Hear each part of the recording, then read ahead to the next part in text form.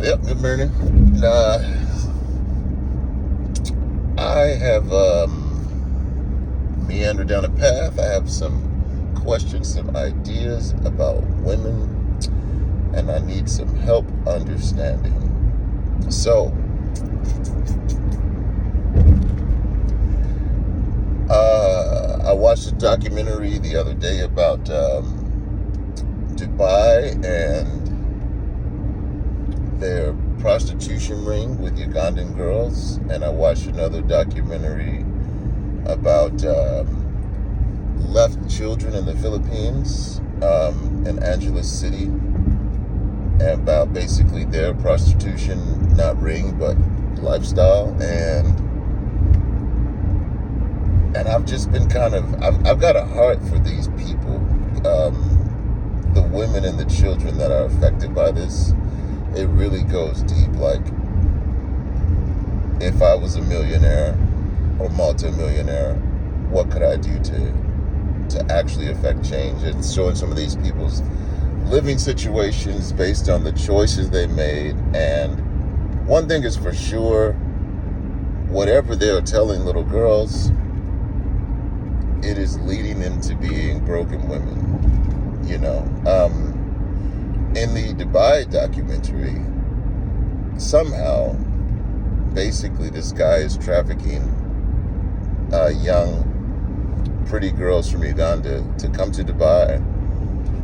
And I asked my friend about that. I said, why? Because his wife is from Uganda. He said, why are women willing to what's the point in even leaving your home country where, I mean, you don't have everything, but you have your family and you have food.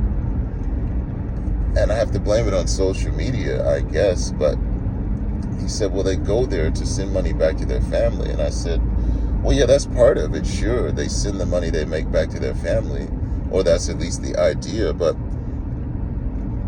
spending nights in clubs till 4 a.m. has nothing to do with your family, you know.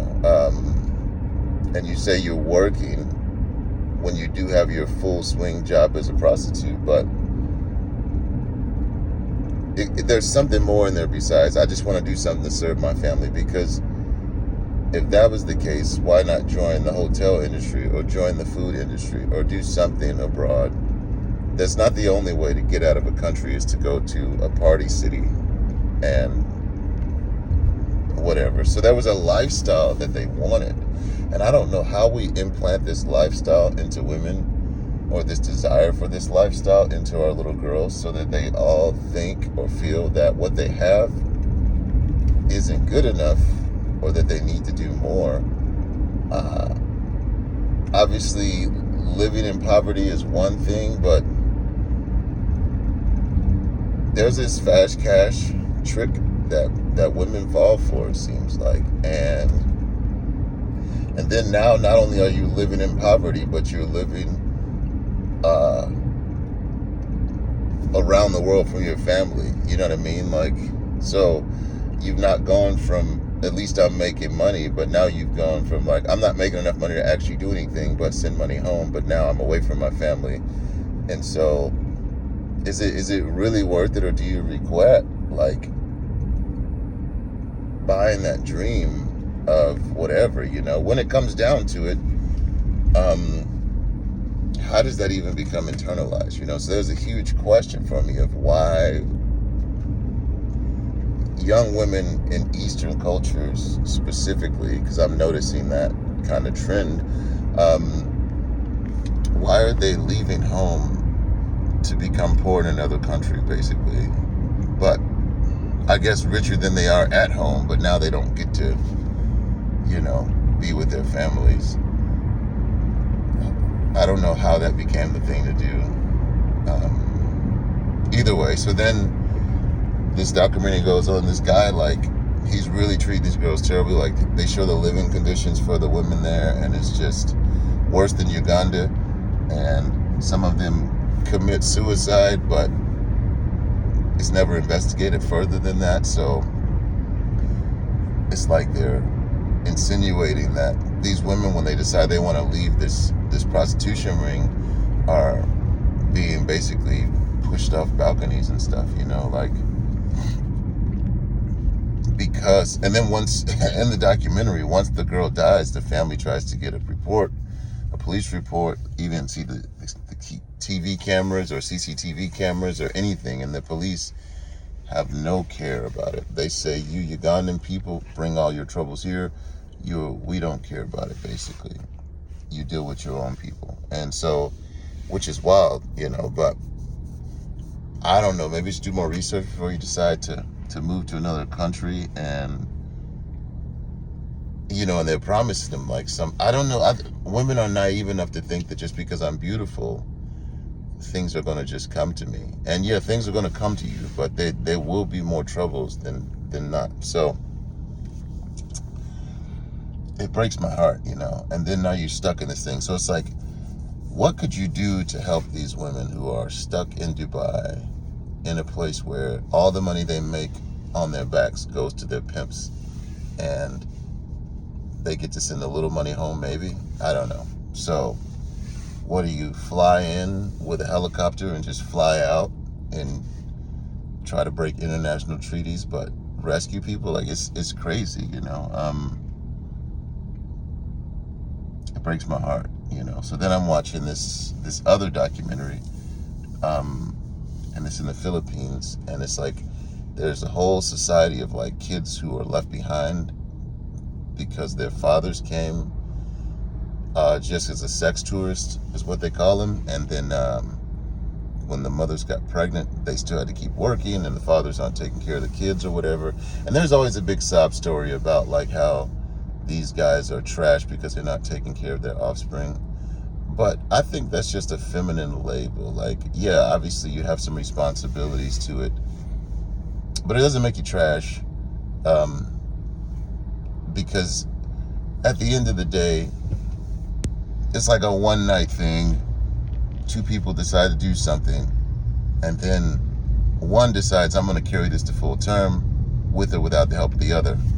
And that's where it comes to, right? Like, if you decide you want to be a prostitute, and then all of a sudden when you get pregnant, then you grow morals and say, yeah, but I can't get an abortion, and I'm not saying you should, or this or that or whatever, but if you decide you're going to knuckle up and take care of this kid, then do it, and don't say, but who's going to help me? Do you know what I mean? Like, there was no commitment, there was no relationship, there was no none of that. And then all of a sudden you're like, well, now you owe me, which is what it comes down to look like, is some woman trying to handcuff some guy. And so because of that, and then she acts like she's strong through the whole documentary, and like, but she cries every time she talks about him. And it's like, whatever. So she became a lesbian with another woman in a similar case, and they live together, and they raised their two girls to love a man they've never met just because it's their dad, or whatever, father.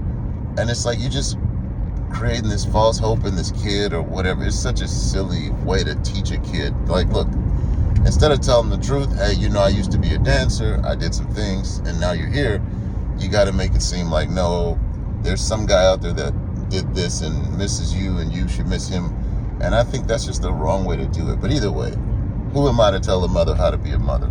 So they go through this thing, and like, she is super emotional the whole time, which means her daughter is emotional. Like, I know when a mom feels a certain type of way, she doesn't know how to necessarily filter that from her kids, even though she thinks she does. You know what I mean? Parents in general, but specifically with mothers, as emotional creatures, they can't feel something and it not show up somewhere else. You know what I mean? Like, men can compartmentalize a little bit better.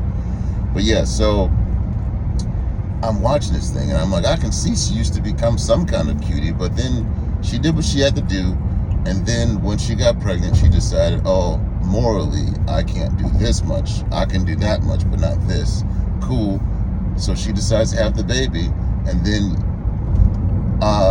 she says, the guy's never done anything for me. And the kid is like 7, right? And then later in the show, she's like, well, he sent me $3,500 US. So this is 7 or 10 years ago, 3,500 US bucks to the Philippines, which was quite a bit of money. And then they started to get the story of what happened with the money. And basically, she took the money that he sent for her and the daughter and spent it on her family instead of the daughter. And I'm thinking, no wonder he doesn't want to deal with you. Men get so off-put by women who think they know better what to do with money they can't make without otherwise it being a gift, and so this guy sent you a chunk of money that would help you survive for potentially quite some time, maybe a year, I don't know, if you aren't going off and living some above your means whatever. It would have gotten childcare while you were working, if that's what you needed, which would have helped out, right? Either way, so she's mad and talking about, well, my dad was sick and I had to do something. Well, you make all of your issues his issues when he gets you pregnant, and that is not what dudes are signing up for. And I've realized this before because I've dealt with the whole being a dating a girl with kids, or being a guy, I've got a kid. Like, dudes are not afraid of kids. Dudes are not afraid of responsibility. But we are super afraid of being tied to a woman that is just milking our resources and putting it somewhere else that we didn't say to put it, right? So, and I know this feeling intimately. Like, yo, if I send you money to do this, don't do that. Especially don't decide what better to do with the money that you didn't earn, I earned. If you think that your father needs help, then go out and get him help. I'm here to help my kid, and you aren't letting me do that. And then you look at me like I don't do enough. That was more than enough to last you for a good little while until the next time. But when you reach back and ask, so what's going on, how much money you have left, and it's all gone already, that tells me you aren't taking care of, or you're not a good steward of the things that you received.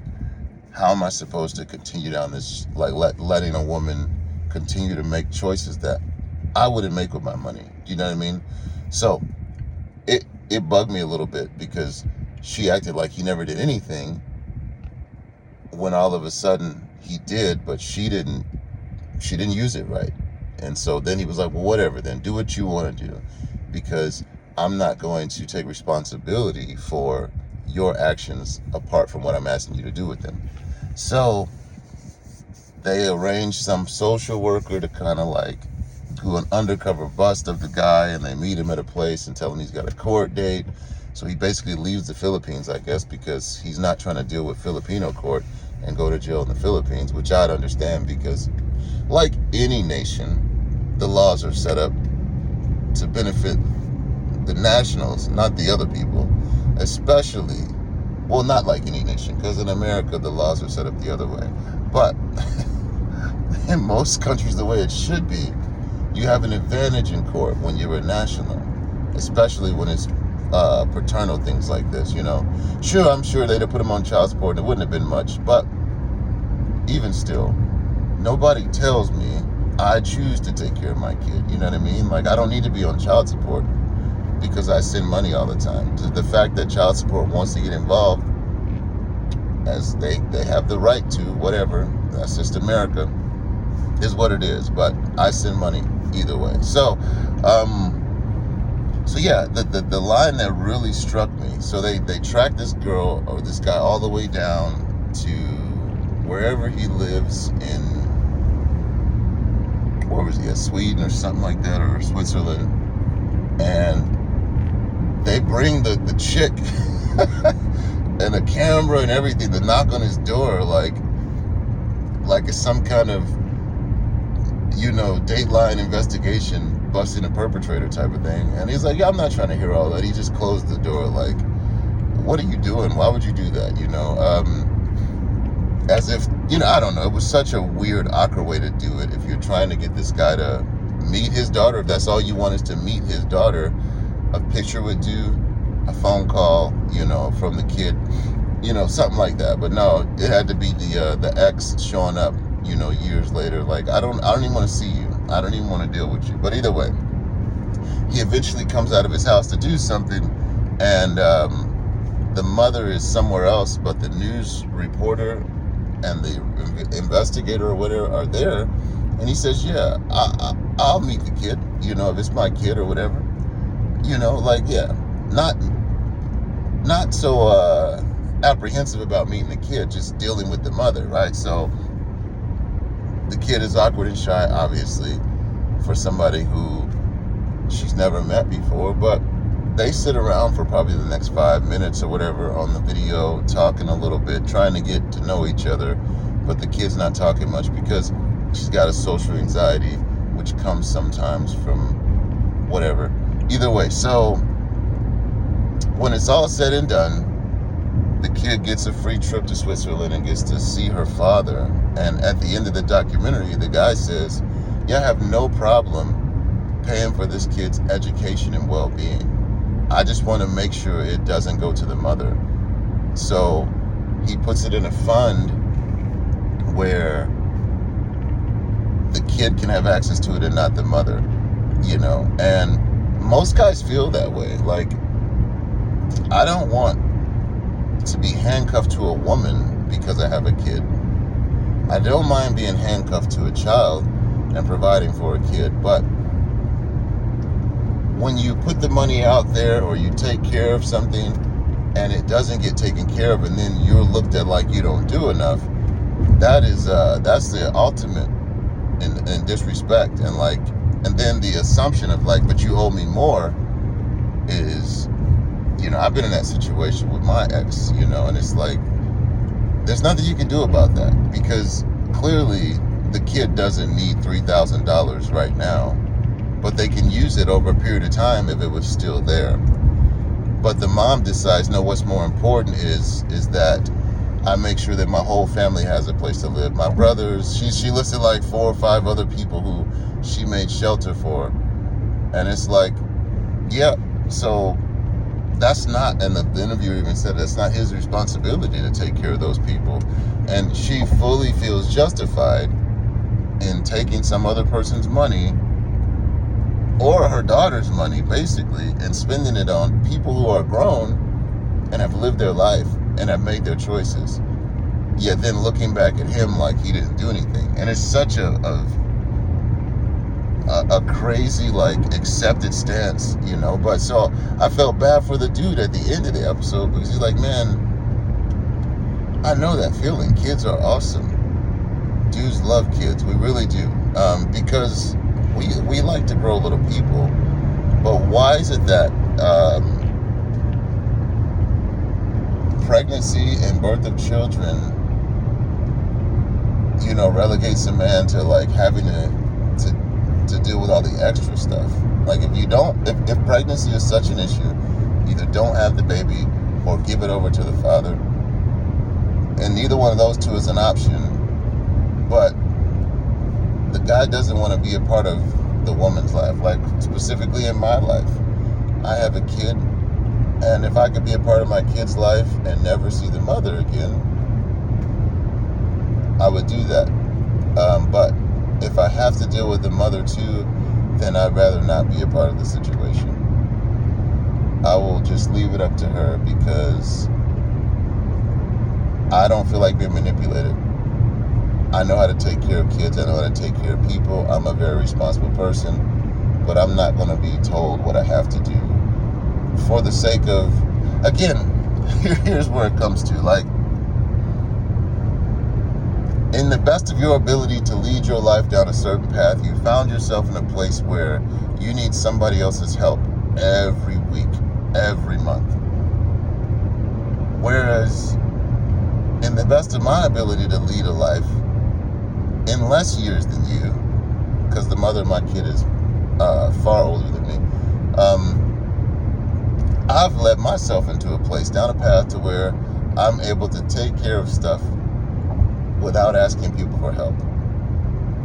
And you feel that the best outcome for this kid would be in a place where you're always looking for a handout versus a place where everything is stable and taken care of. And some judge is like, yep, that sounds about right. And society's like, yeah, she needs that. That's what she needs. And I'm like, okay. So then if that's what she needs, then she doesn't need me, because I'm not going to put a kid in that type of situation. I'm not going to keep a kid in that type of situation. If it was all for the kid, I would do what's best by the kid. And so I've dealt with women. I deal with women who have kids, and I love kids, and they're not necessarily my responsibility, except I accept responsibility for all kids that I can affect. Do you know what I'm saying? Like, that's just part of being a man, part of breaking a chain of like neglect and indifference for children. And a lot of dudes won't do that. A lot of dudes are absolutely, if she's got a kid, they run type of things. But no, I love kids. I don't necessarily want to make any more kids. But so yeah, it's such a strange thing. But I feel like what I came to the conclusion is this mother in this documentary is hindering the opportunity for her kid to have a better life because of her way of thinking and processing. And she'll never admit that or see that she is the problem with why the kid doesn't have more, because she thinks her best should be enough, but she knows at the same time her best isn't enough. That's why she's asking for help. And that is such a weird place to be. And again, mothers being protected in society, they have the right to think both of those things, and there's nothing anybody can tell them. But the fact is that woman in that specific case is the reason why her daughter, the one that she cares so much about, is living in such a poor life. But the kid seems happy, except for she gets teased by other kids, which, children are evil. She gets teased because her father's white, and so her skin is lighter than the other kids. And that's silly, but whatever. But for the most part, she seems like a joyful, happy little kid. So this mother still, and I mean, I respect the hustle, but you've hustled your way out of blessings rather than listening to what the guy told you. When the dude says, I got you, I'll help you this way, do the things he says, and I deal with that now a little bit as well. It's like, in my head, I always say, why would you listen to a man? I always curious, like, yeah, why would you listen to a man? What do we know? But at the same time, I'm like, if you would only listen to a man, find a good man, one worth listening to, and then listen to him, perhaps your life would go in a different direction. Instead of always settling back on what you think you should be doing, because clearly you're the one that made all the choices that got you to this hole that you're sitting in. Do you know what I mean? And that can be an emotional or a financial or a whatever type of hole, but we are all our own worst enemies, So when you choose a man and you choose a guy that's going to help you to get to the next level, don't choose a dude over the cell phone that's going to move you to Dubai. Don't choose a dude who doesn't dress or appear or carry himself in a way that you would want to imprint on your child.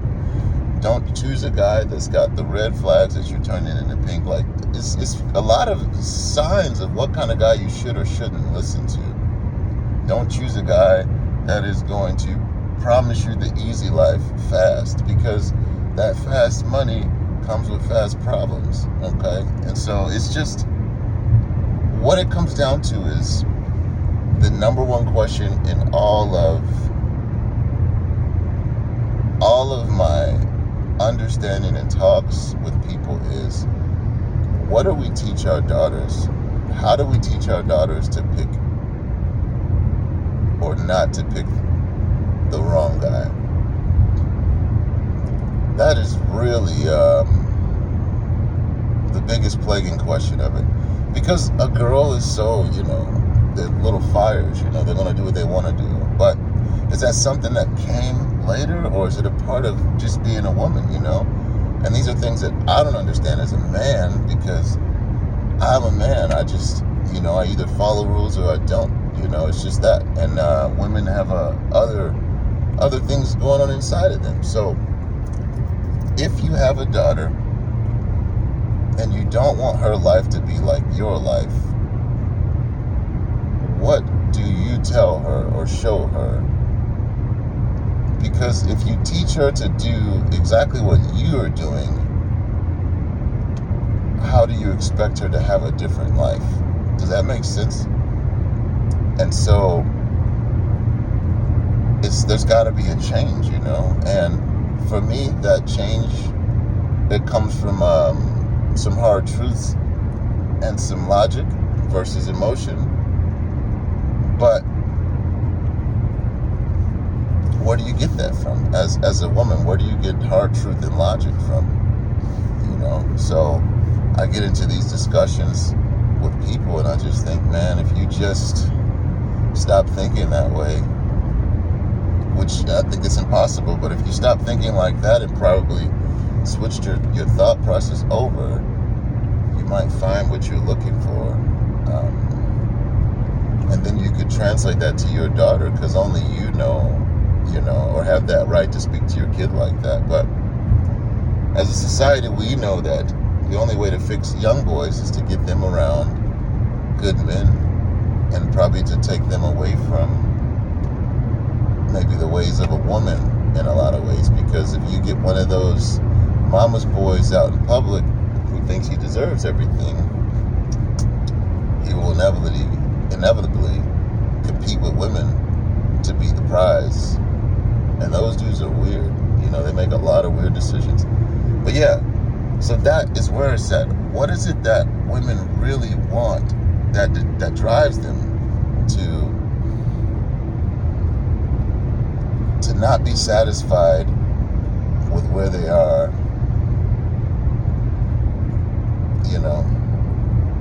to the point they risk it all to get somewhere else, just to get there and look back and think, man, I don't think this is much better than where I was. In my book I wrote, I've discovered, and I discovered this long ago in life, that it's better to be in hell with a brother than to be in heaven with people you don't like. And I don't mean that in the biblical sense, but like to say for sure, I learned in the deepest and darkest times of my life that having a brother there with me, I'd rather be there than living in a penthouse, mansion, whatever you have, with a bunch of strange people that I don't actually like, and I don't know that women understand that, because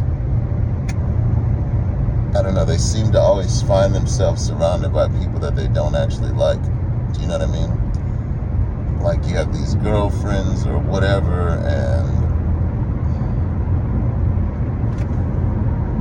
I don't know.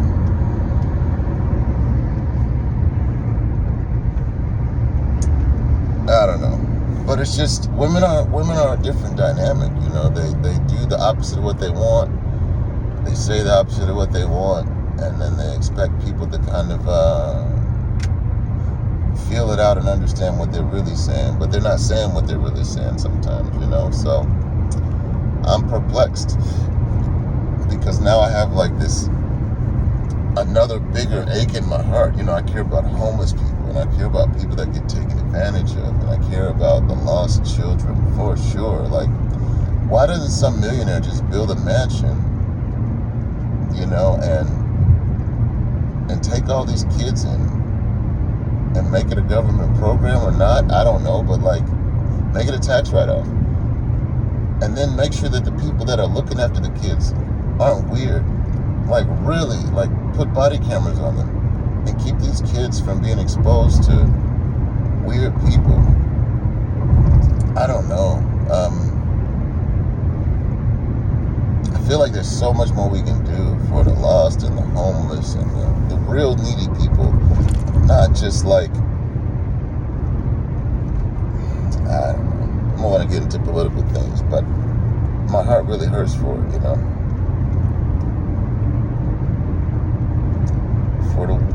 For the young lost souls that are just floating around, what I mean? There's thousands, tens of thousands of kids just being transported here or there.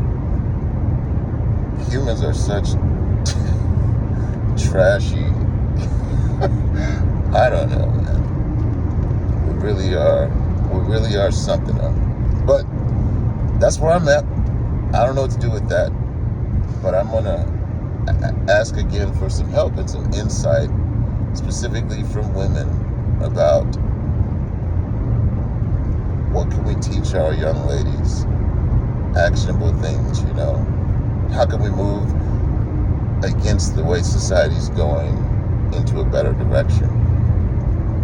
Let me know what you think. Love you.